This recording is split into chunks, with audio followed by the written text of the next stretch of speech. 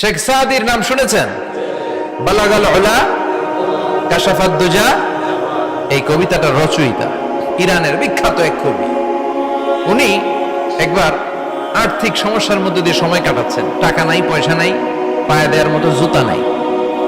উনি খুব দুঃখ পেলেন, হায় রে, আমি ইরানের এত বড় কবি, আমার পায়ে দেওয়ার মতো জুতা নাই। দুঃখ ভরা মন নিয়ে রাস্তায় হাঁটতে বেরোলেন। হাঁটতে হাঁটতে হঠাৎ দেখলেন একটা লোক শুয়ে শুয়ে কাঁদছে, ওই লোকটার দুইটা পাই নাই। উনি সেজদায় পড়ে গেলেন, আল্লাহর কাছে ক্ষমা চাইলেন, আল্লাহ অনেক দিয়েছ, শুকর আলহামদুলিল্লাহ। এজন্য যেই পরিস্থিতিতেই থাকি না কেন আমরা কি পড়বো? জোরে বলেন, কি পড়বো? এজন্য কানাতু মিনাল ইসলাম, অল্পে তুষ্ট থাকার নাম হলো ইসলাম। সম্পদ লাগবে কিন্তু সম্পদের পাহাড় লাগবে না, ঠিক কি না? অল্প খান, অল্প পড়েন, অল্প জামান, অল্পের ভেতরে বরকত ঢুকাইয়া দিছে কে?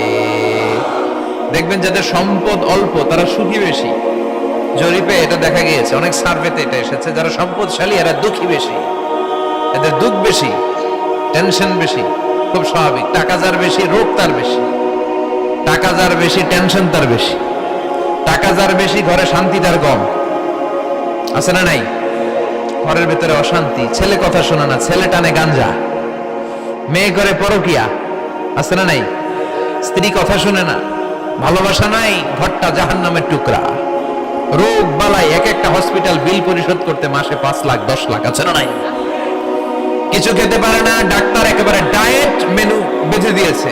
ডায়েট, ভেরি ডায়েট মেনু, এটা এটা এটা এটা কিছুই খাবেন না, শুধু গরু খাবেন না, খাসি খাবেন না, চিংড়ি খাবেন না, খালি ঘাস খাবেন।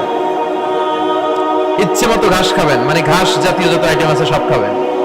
শাক খাবেন, সবজি খাবেন, সালাদ খাবেন। গরু, চিংড়ি, মুরগি, গোশত, ইলিশ কিছু খেতে পারেন না। তাহলে রোগ বেশি, খাওয়ার মজা নাই, ঘরে সাংসারিক শান্তি নাই, খালি ব্যারাম আর ব্যারাম, ঠিক কিনা? কিন্তু সম্পদের পাহাড় ঘটেছে।